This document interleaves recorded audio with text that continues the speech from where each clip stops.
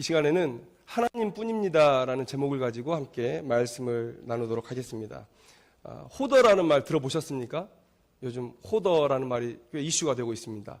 예전에 TV에서 혹시 보셨나 모르겠는데 어떤 아주머니가 집에다가 쓰레기를 잔뜩 쌓아놓은 분 보셨습니까? 그래서 옆집에서 악취가 나가지고 민원을 제기해도 절대 버리지 않는, 그래서 설득해서 겨우 청소를 하면 뭐 몇 톤 차의 분량의 그 쓰레기들이 막 집에서 나오죠. 이런 저장 강박증에 걸린 사람들을 호더라고 얘기합니다. 호더. 막 쌓는 거죠. 근데 요즘에 더 이슈가 되는 것은 뭐냐면 애니멀 호더라는 사람들이 있습니다. 애니멀 호더. 그러니까 그냥 물건을 쌓아놓을 때는 옆에 사람이 그냥 악취 정도 풍기는 정도의 불편함을 줄 수 있습니다. 그런데 이것이 생명체로 넘어가면 얘기가 달라지죠. 윤리적인 문제와 매우 밀접하게, 생명윤리와 밀접하게 연결이 되죠. 이 애니멀 호더들은 예를 들면 개와 고양이 같은 동물들을 집이나 우리 같은 일정한 공간에다가 계속해서 모아둬요. 10명이든 10마리든 20마리든 뭐 100마리든 계속해서 모읍니다. 그런데 우리가 혹 생각해 볼 때, 야, 정말 동물을 사랑하는구나 라고 생각할 수 있어요.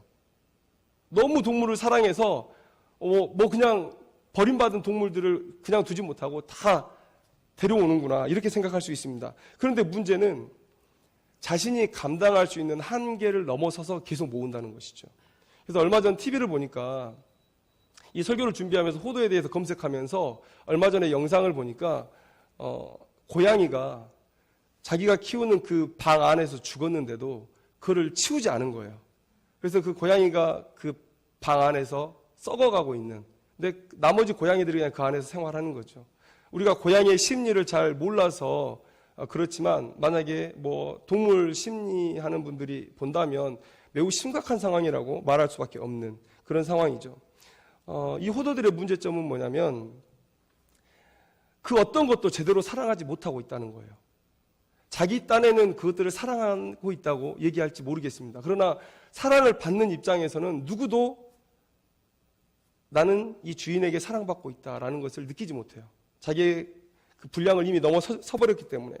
그래서 이 호더들은 어떤 사람이냐면 결국 자기 만족을 위해서 매우 파괴적인 행동도 서슴지 않는 그런 이기적인 사람, 이런 정도로 우리가 볼 수가 있을 것이죠. 그래서 호더들은 사랑하면서 모은다고 하지만 그 어떤 것도 사랑하는 사람들이 아니고, 그리고 매우 이기적인 방법으로 다른 사람들을 학대하고 다른 그 동물들을 학대하는 그런 사람일 뿐이다라는 것을 오늘 우리가 알 수 있습니다. 호더들이 그런 것들이죠. 그래서 요즘에 사회 문제가 되고 있습니다. 그런데 오늘 이 호더에 대한 이야기들을 들으면서 오늘 이 본문과 함께 우리에게 종교 호더라는 사람도 있겠다라는 생각을 해봤습니다. 종교 호더. 종교를 수집하는 거죠. 종교를 수집해요. 신앙의 대상, 신을 수집하는 사람들이에요. 만약에 제가 이렇게 신을 수집한다라는 말씀을 드렸을 때 거부감이 느껴진다면 어느 정도 우리는 하나님에 대한 바른 신앙을 가지고 있다라고 생각해도 됩니다. 왜냐하면 신은 우리가 경외해야 하는 초월적인 분들이죠. 초월적인 존재들이죠. 그래서 마치 내 소유물처럼, 이 개념 수집이라는 이런 단어 자체를 사용할 수 없다는 것이죠. 신성모독적인 언사가 아닐 수 없습니다. 그래서 종교 호더를 얘기할 때 신을 수집한다, 신앙의 대상을 수집한다라고 제가 말씀드렸을 때 어찌 저럴 수 있나라고 생각하는 게 당연한 신앙인들의 반응이라는 것이죠. 그런데 정말 그런 사람들이 있어요. 정말 아마 주변에서 많이 봤을 것입니다. 이런 단어로 결부짓지 않아서 그렇지 아마 주변에서 많이 봤을 것입니다. 종교가 무엇인가요? 라고 물어보면 섣불리 대답하지 못하는 사람들이 있어요. 예전에는 교회도 다녀봤고 지금은 절에도 가보고 있고 지금은 점집도 다녀요. 그래서 여러 가지 신앙을 옮겨 다녔는데, 그런데 우리가 한 가지 알아야 될 것은 이전에 가졌던 신앙이 우리에게서 사라지는 게 아니에요. 우리가 불교적인 전통에서 자라다가 어느 날 기독교를 믿게 됐으면 기독교 안에 들어와서 완전히 깨끗한 새 사람이 돼야 되는데, 그런데 예전에 가지고 있었던 이 불교적인 전통이 내 생각에 깊이 뿌리 박혀가지고 신앙 생활하는 내내, 하나님을 섬기는 그런 내내 나에게 악영향을 끼치는 경우가 많이 있어요. 그런 사람들이 곧 종교 호더다라고 말씀드릴 수가 있는 거예요. 그런데 또 이런 사람들이 있는 반면에 자, 종교가 무엇입니까? 라고 얘기했을 때 쉽게 대답하는 사람도 있어요. 저 기독교입니다. 저 불교입니다. 라고 얘기하는 사람도 있어요. 그런데 우리가 그 이면을 한번 바라봐야 되는데 그들의 마음 속에 과연 진짜 불교를 믿는 건지 진짜 기독교 안에서 예수 그리스도를 믿는 건지 한번 물어볼 필요가 있어요. 그 시점에 가장 내 마음에 큰 비중을 차지하는 종교를 얘기할 수 있습니다. 그런데 우리가 그것이 마치 진짜 신앙인 것처럼 착각하는 경우도 있어요. 그래서 제가 사역하다 보니까 여러분들과 이렇게 신앙 상담을 하게 돼요. 부교육자 때도 그렇고 지금도 그렇고 하다 보면 저분이 믿는 하나님이 내가 믿는 하나님인가라는 것을 의심하게 정도의 그런 신앙을 가진 사람들이 있어요. 그런 분들이 있어요. 저분 매우 무속적인 신앙을 가지고 있다라는 그런 생각도 가진 분들이 있고요. 되게 우리와는 다른 그런 분들이 있다는 것이죠. 우리 주변에 그런 분들이 많이 있습니다. 그러면 이런 종교 호도들도 애니멀 호도들과 똑같다고 생각해요. 자기는 많은 신들을 다 사랑하고 있다고 얘기를 해요. 그러나 그들은 어떤 신도 자기의 마음을 들여 전심으로 사랑하지 않는 겁니다. 그들은 타인들보다 종교심이 매우 특심해요. 그래서 이 종교 저 종교 쉽게 옮겨 다닙니다. 그리고 종교심이 특심하기 때문에 어떤 종교에 딱 들어갔을 때 거기에 매우 쉽게 빠지고 또 쉽게 열심을 품어요.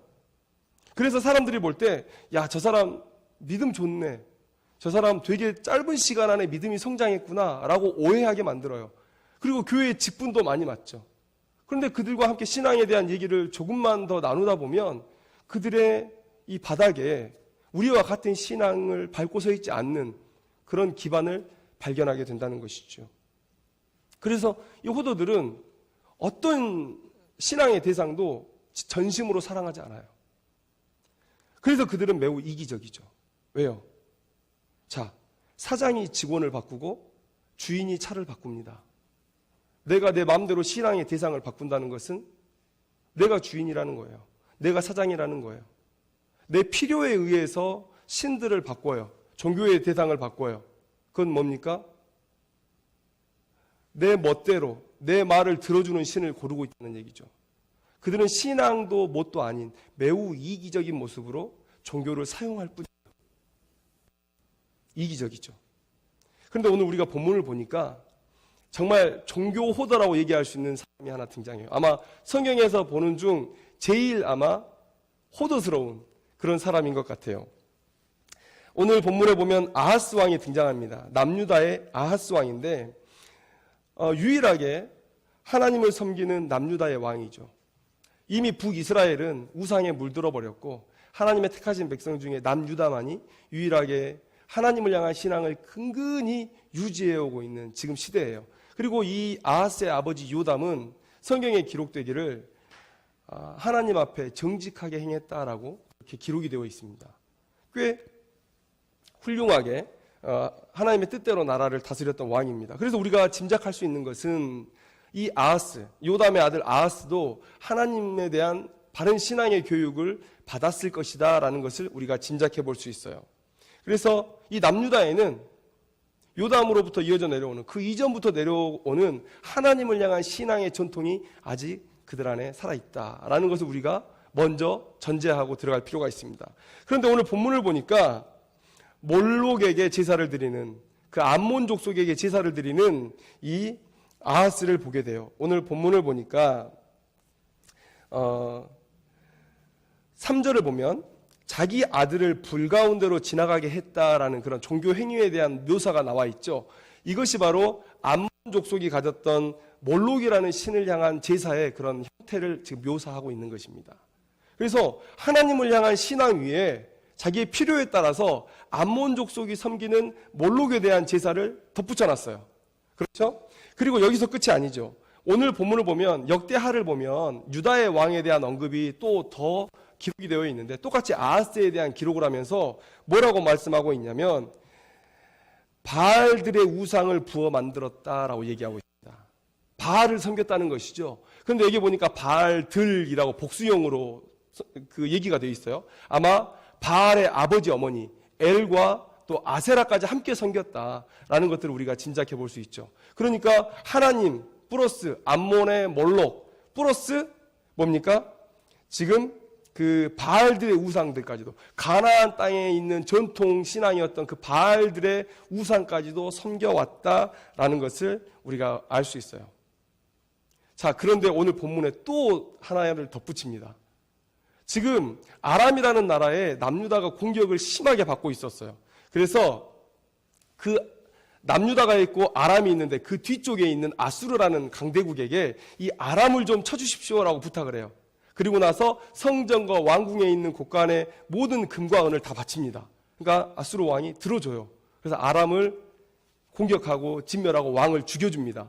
그래서 이제 전쟁이 끝나고 이 아수르 왕이 자기의 나라로 돌아가기 전에 이제 인사를 해야 되잖아요. 감사합니다라고 인사하고 또 아수르와의 그 좋은 관계들을 유지하기 위해서 아람에서 아수르로 돌아가기 전에 이 유다 왕 아하스가 올라갑니다. 아람으로. 근데 아람으로 딱 올라갔더니 멋지고 의리의리한 제단이 하나 서 있는 거예요. 근데 우리가 알다시피 이 호더들의 특징, 종교 호더들의 특징이 뭡니까? 종교심이 매우 특심해요. 그래서 이 종교에 대한 감각이 매우 탁월한 사람이에요. 그런데 그 제단을 딱 보는 순간 이 종교심이 발동을 하죠. 어떻게 발동합니까? 아람이 어떻게 우리 남유다를 공격할 수 있었을까? 그 시대의 전쟁은 곧 그들이 섬기는 신들의 전쟁과 같아요. 그래서 신이 전쟁에서 승리하면 그 나라 신이 강했기 때문에 승리했다고 여겨요. 그렇기 때문에 이 아하스가 생각할 때 아람의 신이 우리가 섬기는 하나님보다 더 세다. 그래서 바로 급하게 전가를 보냅니다. 유다 땅에 있는 제사장에게 우리아에게 전가를 보내요. 그 스케치까지 다 해가지고. 그래서 아람의 신을 우리가 섬기자. 그래야 우리가 강대국이 된다라는 것이죠. 그래서 아주 쉽게 여호와에 대한 신앙 위에, 몰록에 대한 신앙 위에, 바알들에 대한 신앙 위에, 그리고 그 위에다가 다시금 아람의 신, 림몬이라고 이름 지어지는 그런 아람의 신을 덧붙입니다. 그런데 오늘 우리가 자세히 봐야 될 것은, 자, 15장을 보십시오. 이 사람이, 자, 하나님에 대한 신앙을 버리고 몰록을 따르고, 몰록에 대한 신앙을 버리고 바알을 따르고, 바알에 대한 신앙을 버리고 림몬을 따랐느냐? 그렇지 않다는 거예요. 오늘 15절 이후에 보면, 자, 여기서 큰 제단이라고 얘기하는 것은 바로 지금 만들어진 아람 신 림몬의 신전을 따라 만든 유다 땅에 있는 제단이죠. 그런데 큰 제단에 좋은 건 다 드려요. 지금 얘기 우리가 다 했지 않습니까? 아침 번제물, 저녁 소제물, 왕의 번제물, 또 그 소제물, 모든 국민의 번제물, 또 그 소제물과 전제물은 다 이 큰 제단에 버려요. 그러나 여호와에 대한 신앙을 버립니까? 안 버립니다. 오직 놋제단, 솔로몬이 여호와의 성전을 올려드릴 때 만들어놨던 그 놋제단, 그 놋제단이에요. 오직 놋제단은 내가 주께 여호와 하나님께 여쭐 일에만 쓰게 하라. 여호와에 대한 신앙은 버리지 않아요. 그러니까 여호와에 대한 신앙 그 위에 몰록에 대한 신앙을 쌓고, 몰록에 대한 신앙 그 위에 바알들에 대한 신앙을 쌓고, 바알들에 대한 신앙 위에 지금 아람의 신 림몬에 대한 신앙을 쌓은 거예요. 당신의 신앙이 무엇입니까? 라고 물어볼 때, 아하스에게 물어볼 때 뭐라고 얘기할까요? 지금 이 상황이라면 아람의 신을 믿습니다라고 얘기하겠죠. 아까 서두에 말씀드렸잖아요. 여기저기 막 다녀가지고 내 종교가 뭐지라고 생각하는 사람도 있는 반면에 그 시점에 내가 의지하고 있는 그 신에 대한 이름을 대는 사람이 있어요. 그런데 그 사람이 과연 그 신에 대한 진정한 신앙을 가지고 있느냐? 그것도 아니에요. 그냥 그 순간에 그의 마음에 가장 큰 비중을 차지하고 있는 그런 종교를 얘기할 뿐이에요. 오늘 아하스가 바로 그런 행동을 하게 되는 거예요. 우리가 전통적인 무속적 신앙의 사고방식을 가지고 있었을 수도 있고요. 그리고 불교적인 전통적 신앙을 가지고 있었을 수도 있습니다. 아니면 기독교 오기 전에 천주교를 좀 더 다니다가 오신 분들도 있어요. 그런데 우리가 한 가지 알아야 될 것은 그것이 우리의 생각의 뿌리에서 완전히 사라지지 않는다는 거예요. 남아 있어요. 그래서 우리가 하나님을 향한 바른 신앙으로 나아가는 것을 자꾸만 저해해요. 이것이 심한 사람들이 있어요. 종교 호더들처럼. 오늘 바로 이 아하스의 모습 속에서 그런 호더의 그런 기질들을 우리가 발견하게 되죠. 최고의 종교 수집가입니다.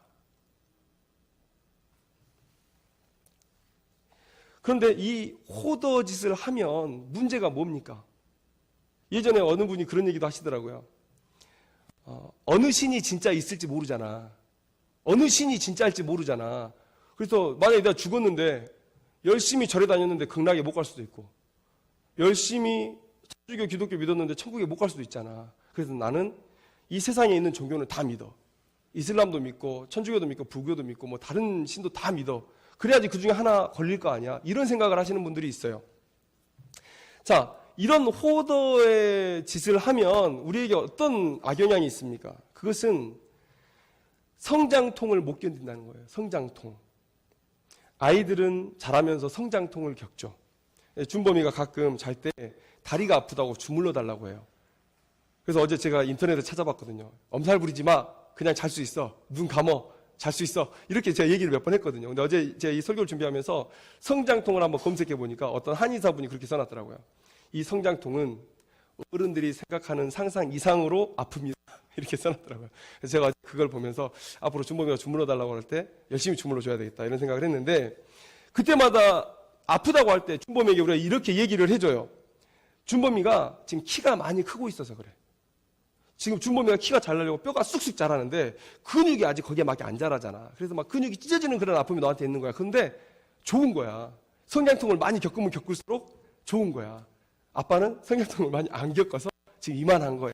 뭐 이런 얘기를 해주죠. 왜 그렇습니까? 그 성장통을 견뎌야 되니까. 그래야 크니까. 그래서 부모들이 격려를 해주는 거죠. 괜찮아, 괜찮아. 격려해주는 거죠. 우리가 믿음의 장성한 분량이 되기 위해서 이 성장통이 꼭 있어야 돼요. 성장통이 없는, 이 나이테가 없는 그런 신앙이 없단 말이에요. 잘하면 칭찬을 받고 못하면 징계를 받죠. 하나님께서 원하시는 그런 우리에게 원하시는 것은 뭐냐면, 물론 정말 하나님의 백성들이 잘못하지 않고 하나님께서 원하시는 방향으로 잘 걸어가서 이렇게 쭉 Y는 X의 그래프를 딱 띄고 이렇게 올라가면 얼마나 좋겠습니까? 그런데 그런 게 쉽지 않죠. 우리가 연약하니까.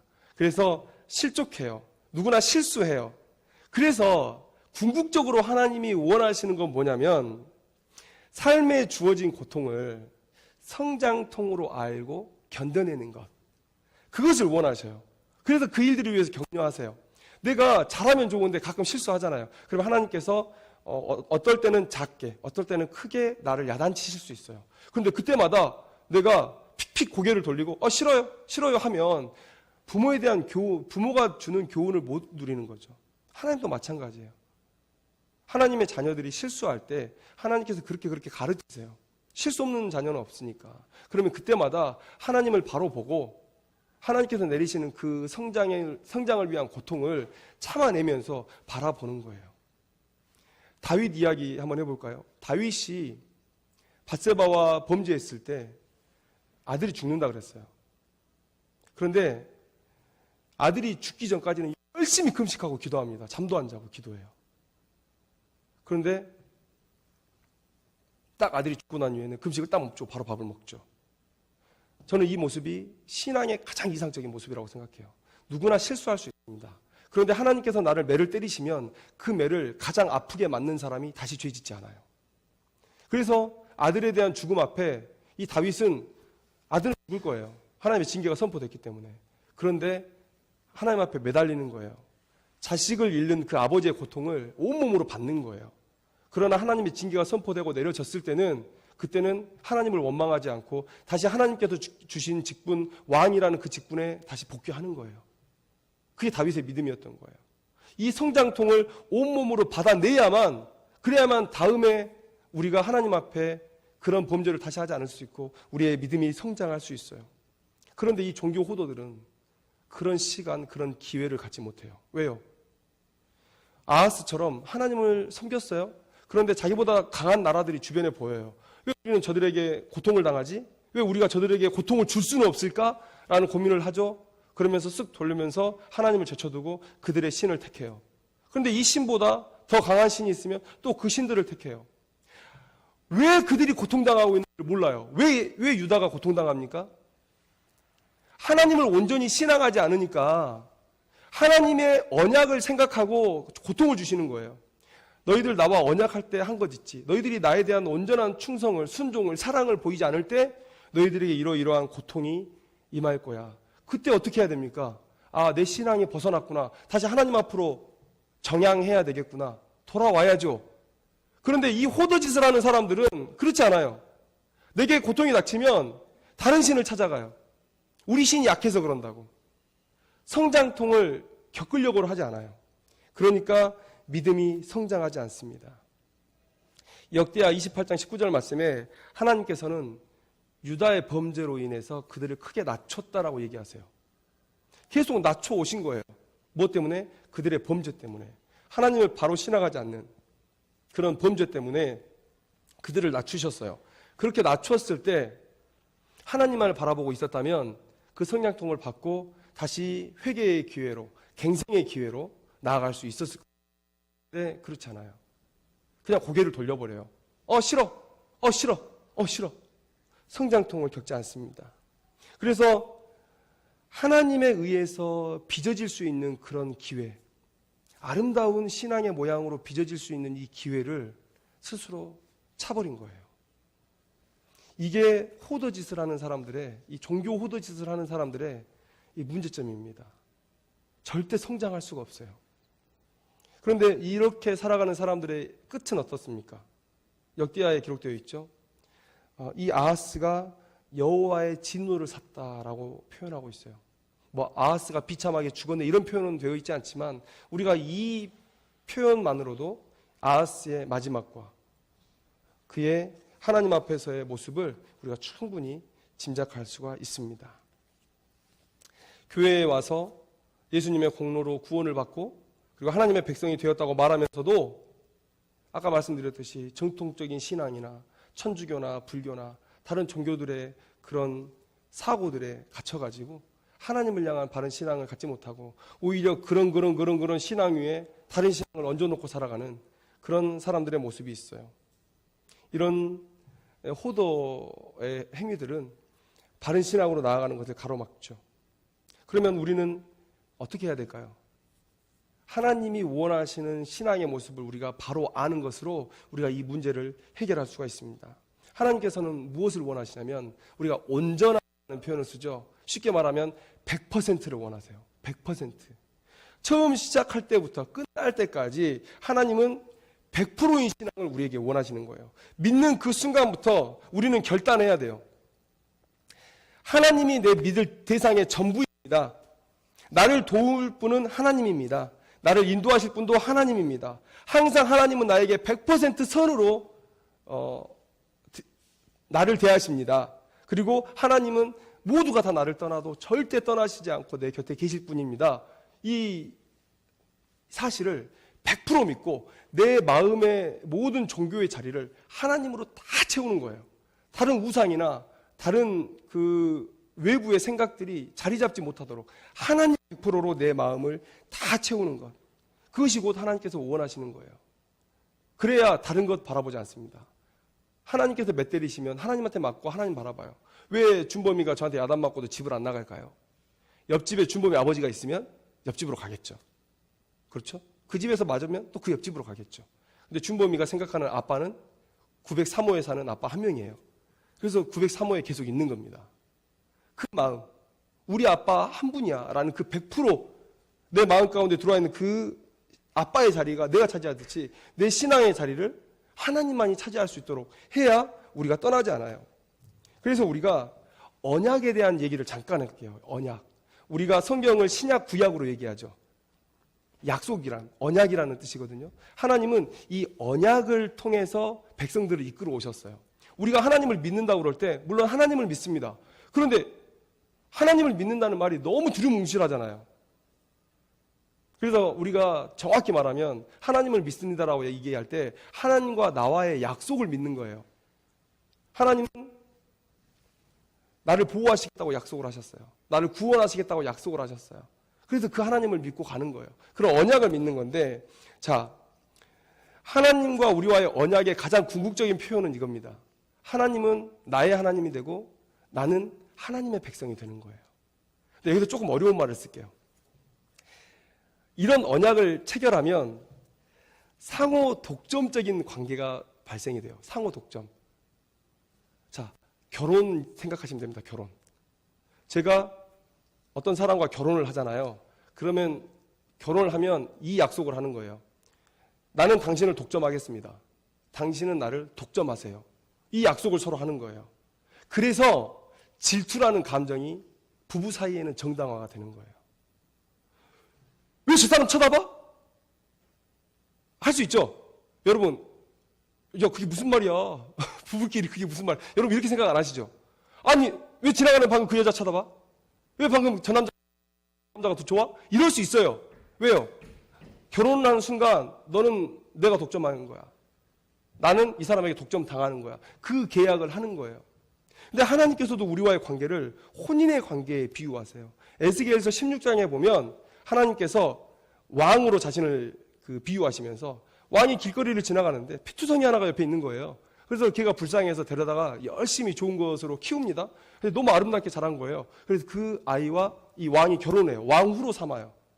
그래서 이 혼인 관계가 맺어져요. 그런데 그 바로 다음에 무슨 얘기가 나오냐면 내가 이렇게 아름답게 키워서 나와 혼인을 해서 왕후의 자리를 세워놨는데 내 안에 이 왕후가 내가 준 모든 것을 통해서 다른 남자들을 만나고 다닌다는 거예요. 왜 하나님이 이 이야기를 하면서 분노할 수 있습니까? 부부관계이기 때문에 그래요. 독점하는 부부관계. 하나님은 우리와 언약을 맺으실 때 바로 그것을 원하셨어요. 너는 나만 봐. 나는 너만 볼게. 이게 하나님의 약속이에요. 우리 신앙생활을 처음 시작할 때 이 생각이 없어요. 아까 말했듯이 기독교 신앙을 갖는 것을 마치 하나의 옵션을 선택하는 거라고 생각해요. 혹시 하나님이 계실지 모르니까. 내가 죽었는데 당황할지 모르잖아. 그래서 내가 하나님을 믿는 거야. 천국에 가야 되니까. 그래서 옵션의 하나로 선택해요. 그러나 하나님은 이런 식으로 언약을 맺지 않으세요. 이런 식의 생각을 하는 사람들을 우리가 구원받지 못했다고 얘기해요. 왜요? 하나님은 그런 언약을 맺지 않으시니까. 하나님은 매우 독점적인 관계를 원하세요. 우리에게 너 손가락 이리 갖고 와. 너의 손가락 이리 갖고 와. 그래서 지장을 찍은 게 아니라 물어보세요. 내가 이런 하나님인 거 너 봤지? 너 알지? 이제 내가 너의 하나님이 돼도 되겠어? 라고 물어보신 거예요. 그리고 네가 나의 백성이 되면 난 너에게 이러이러한 것들을 줄 거야 라고 언약하신 거예요. 그래서 매우 독점적인 관계를 원하시는 거예요. 그래서 믿음 생활을 처음 시작할 때부터 우리는 이 결단을 해야 돼요. 그래야 우리가 세상의 고난 앞에서 다른 것에 눈길 주지 않아요. 고통을 당해도 하나님 바라보고 고통당하고, 고통을 당해도 하나님 바라보고 이 교훈이 뭔지를 고민하고, 고통을 당해도 결국은 나를 살리실 분은 하나님밖에 없다고 생각하고 그 하나님께 나아가고, 이런 과정 속에서 나의 믿음이 성장하고, 그래서 복받는 믿음의 수준으로 나아가고 하나님 앞에 귀하게 쓰임 받는 것이고, 그런 과정으로 나아가는 거예요. 그런데 우리가 믿음 생활 처음 시작할 때 이걸 얘기하지 않아요. 그냥 길거리 나가가지고 자 읽어드렸습니다. 자, 고백하시죠. 무조건 따라하면 구원 받는 거예요. 이런 식으로 복음을 전했기 때문에 이것에 대한 문제점들을 지적하는 신학자들이 많아요. 구원을 너무 쉽게 전했다는 거예요. 매우 묵직한 하나님의 언약으로의 초청이에요. 그런데 우리가 그 과정을 다 넘어섰다는 것이죠. 자, 그러면 정말 하나님은 우리를 사랑하셨습니까? 하나님은 정말 믿을만 하셨습니까? 진짜 그러셨어요. 우리가 찬양하죠. 신실하신 하나님 이렇게 찬양할 때 도대체 뭐가 신실하다는 말씀이에요? 우리가 뭔가 신실하다고 얘기할 때 약속을 빼놓고는 얘기할 수가 없어요. 하나님께서 약속하신 것을 성실하게 지켜오고 계시기 때문에 우리는 그 하나님을 신실하다고 얘기하는 거예요. 어떤 면에서 신실하십니까? 나는 너의 하나님이 되겠다라는 그 약속을 계속해서 지켜주신 거예요. 이스라엘 백성들을 사랑하셨고, 아브라함 언약 때부터 아브라함의 후손 모두를 사랑하셨고, 이제 예수 그리스도를 통해서 확장되어진 그 하나님의 백성들을 지금껏 계속 품에 품고 사랑해 주시고 계신 거예요. 예수님의 말씀 한번 들어보시겠습니까? 요한복음 6장 39절 말씀에 나를 보내신 이의 뜻은, 내 아버지의 뜻은 내게 주신 자 중에 내가 하나도 잃어버리지 아니하고 마지막 날에 다시 살리는 이것이니라. 이 일을 위해서, 이 아버지의 뜻을 위해서, 아버지의 사랑이 막 묻어나죠. 우리를 향한 사랑이. 그런데 이 아버지의 뜻을 위해서 성자 예수님께서 이 땅에 오셔서 죽임을 당하신 거예요.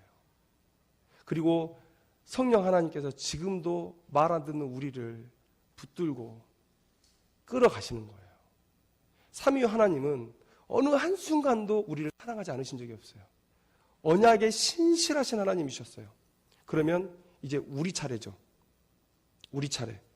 우리는 하나님을 사랑하는가? 내가 하나님을 사랑해서 하나님으로 하여금 다른 어떤 것으로도 질투하지 않게 내가 잘하고 있는가? 이사야서 42장 8절 말씀에 나는 여호와이니 이는 내 이름이라 나는 내 영광을 다른 자에게 내 찬송을 우상에게 주지 아니하리라. 이 말 무슨 말입니까? 다른 어떤 자들도 보지 말고 나만 보라는 얘기죠. 나와만 교제하자는 요구시죠. 그런데 이런 삶이, 이런 매우 아름다운 믿음의 삶이 호더짓을 하는 사람에게는 적용이 안 돼요. 용인이 안 돼요. 우리가 이 사실을 깨달아야 돼요. 내가 하나님을 믿는다고 할 때 하나님께서 원하시는 그 믿음의 수준이 뭔지, 내가 하나님과 언약을 맺었을 때 그 언약의 수준이 어떤 것인지를 우리가 알 필요가 있는 거예요. 하나님은 내 삶의 절반 이걸 원하신 게 아니고 전부를 원하신 거예요. 전부를.